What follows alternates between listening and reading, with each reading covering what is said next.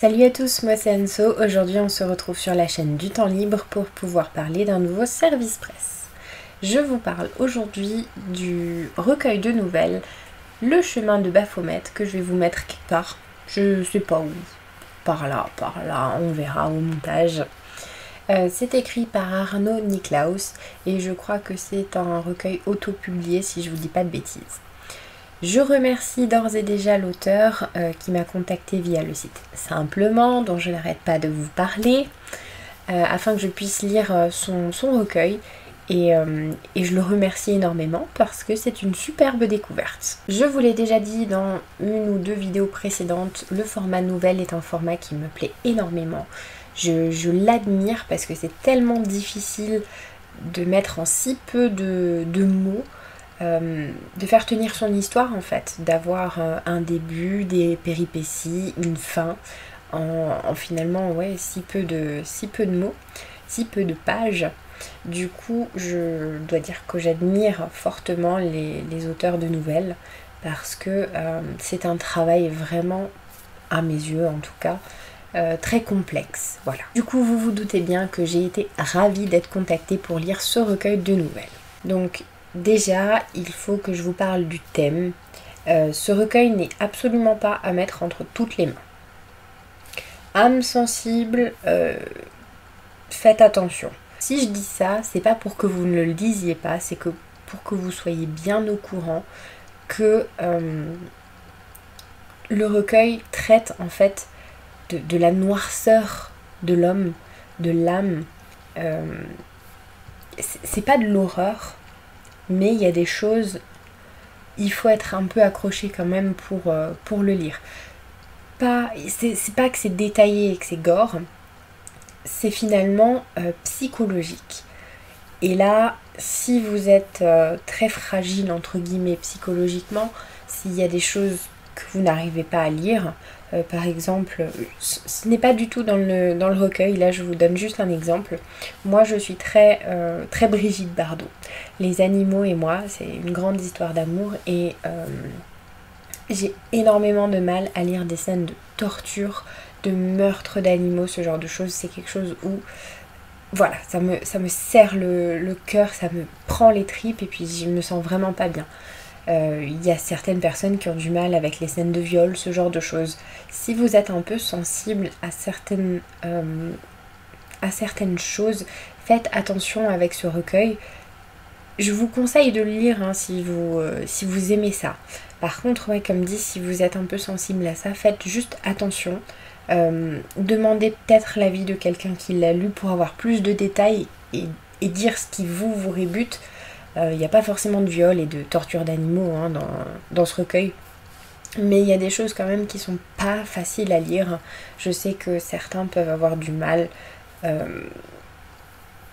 Quand même, la dernière par exemple, ou l'avant-dernière, je ne sais plus, laissez-moi juste vérifier. Oui, c'est la dernière. Psychologiquement, ça m'a fait quelque chose quand même. À la lire, il n'y a pas de problème, mais c'est après, quand on y réfléchit, que on se rend compte que ah ouais, quand même, c'est pas rien. Il s'est passé ça. Et si vous avez un peu de sensibilité par rapport à des sujets qui peuvent être liés à la noirceur de l'homme et de l'âme, écrivez peut-être en message privé votre phobie ou ce que vous supportez pas, histoire d'être sûr que le recueil sera adapté pour vous. Et alors si vous m'écrivez par moi, peu importe, hein, quelqu'un d'autre qui l'a lu, alors la personne elle peut vous dire ok, alors tu peux lire les nouvelles mais évite celle-ci pour pas être trop, pas choqué, pas traumatisé, mais affecté.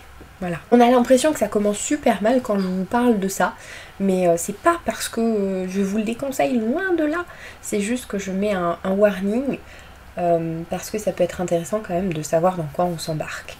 Donc comme dit ce recueil, traite de la noirceur de l'homme et de l'âme, on y retrouve des choses pas catholiques en fait, tout simplement, voir des fois jusqu'où l'homme peut aller, voir à quel point il peut péter les plombs entre guillemets. En fait il n'y a pas vraiment de scène gore, mais on rentre pas dans les détails, hein, dans les descriptions, voilà, vous lisez pas un livre d'horreur, mais il y a quand même certaines choses, vous avez quand même certaines scènes en tête, et ça peut être difficile à vivre, donc faut faire attention. Malgré tout, moi j'ai trouvé ça très très intéressant, parce que finalement, des nouvelles sur l'horreur et la noirceur, moi, vraiment, pour moi c'est ça le mot qui convient, c'est la noirceur. J'en ai très très peu lu, et j'ai trouvé ça très intéressant parce que l'auteur a choisi de les aborder de plusieurs manières différentes. On retrouve par exemple un couple qui s'entend bien au début, et puis les choses vont changer, et voir jusqu'où ça peut aller. On retrouve deux inconnus qui se rencontrent, qui partagent une même passion, et puis finalement les choses vont passer un cap incroyable. Je ne rentre pas dans les détails. On retrouve le côté psychologique, par exemple un ancien combattant qui va faire maintenant certaines choses. Il y a en fait pas mal de thèmes abordés. Comme ça, on dirait qu'ils n'ont pas forcément de lien. Moi, je leur en ai trouvé un, hormis cette noirceur, c'est qu'il y a toujours des répercussions psychologiques en fait. Enfin, c'est très psychologique. Du coup, j'ai vraiment aimé. Voilà, sachez-le. Si je devais en choisir qu'une... C'est une bonne question, je viens de me la poser à l'instant. Alors, la première, j'ai bien aimé. Surtout le style, il faut que je parle du style. La deuxième, je l'ai pas trop comprise. La troisième, oui, mais bon, voilà. Quatrième, oh le salaud. La cinquième, c'est dégueulasse. La sixième, fouf. Septième, huitième. En fait, c'est super dur d'en choisir qu'une seule, puisque c'est... Enfin, déjà qu'une seule.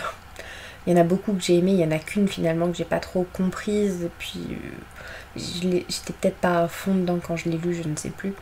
Mais il y en a une où je suis passée un peu à côté. Le reste, donc sur les 8, il y en a quand même 7 qui m'ont plu. Voilà. Est-ce que ça veut dire que psychologiquement je suis un peu dérangée? Peut-être bien. Du coup, c'est un peu bizarre de vous dire laquelle j'ai préférée, puisque elles abordent des sujets importants, graves et puis pas jolis quoi. Donc je me sens un peu psychopathe à vous dire ce genre de choses. Et d'ailleurs vraiment pour en choisir qu'une seule, c'est tellement compliqué. Et je dirais peut-être quand même la cinquième, qui s'appelle Le Festival. C'est tout ce que je vous en dis. Parce que je l'ai trouvé vachement tordu. Ouais, vachement tordu. Et c'est celle où j'étais...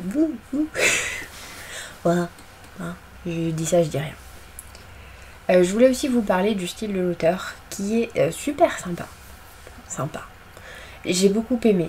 Sympa, c'est un mot que je qualifierais pas pour le style en fait, mais bon, je l'ai utilisé quand même. J'ai beaucoup aimé. Pourquoi? Parce que ça se lit tout seul.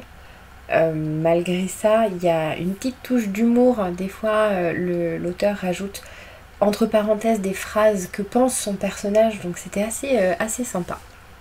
Ça a ajouté une petite touche de peps, donc voilà, j'ai beaucoup aimé. Le point aussi, c'est que puisque je vous disais tout à l'heure que je crois que c'est auto-édité, et je pense pas dire de bêtises quand je le dis, j'ai beaucoup aimé aussi la note de l'auteur final, qui précise que oui, il le sait, dans son recueil, il y a certaines fautes d'orthographe, mais voilà, un auteur auto-édité n'a pas forcément les moyens de faire appel à un correcteur, et il s'excuse de ça. J'ai déjà lu des services presse, des romans, des écrits auto-édités où il n'y avait pas de notes s'excusant là-dessus, et où l'auteur en fait savait qu'il faisait des fautes. On en a parlé, mais ouais, et alors? Sauf que bon, ça peut déranger, ça peut piquer les yeux quand même les fautes d'orthographe. Donc là j'ai beaucoup aimé que l'auteur précise dans les notes que oui, il le sait, il y en a quelques-unes, il n'est pas parfait, mais ça change rien à la qualité de son écrit et à l'histoire. Et ça il le précise, et j'ai beaucoup aimé ça. C'est peut-être bête hein, mais voilà. Moi je trouve que d'un point de vue humain, d'un point de vue auteur-lecteur, au niveau de la relation, bah c'est vachement quand même sympa. C'est vachement quand même sympa.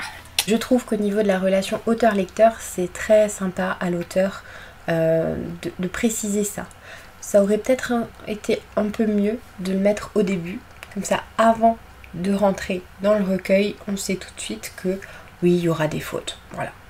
Et pour les mordus entre guillemets d'orthographe, comme je peux l'être, on n'est pas en train de dire « Oh, c'est bizarre, j'ai pas écrit correctement. » Bon, c'est pas grave. En soi, c'est pas dérangeant. Hein, personnellement, je tique beaucoup. Mais les fautes qu'il y a, c'est des petites en fait. C'est des petites fautes d'orthographe. Ça ne change rien au sens de la phrase. Enfin, si ça peut, mais vous comprenez quand même l'histoire. Et si vous les cherchez pas forcément et que vous n'êtes pas super doué en orthographe, vous les verrez peut-être même pas en fait. Voilà.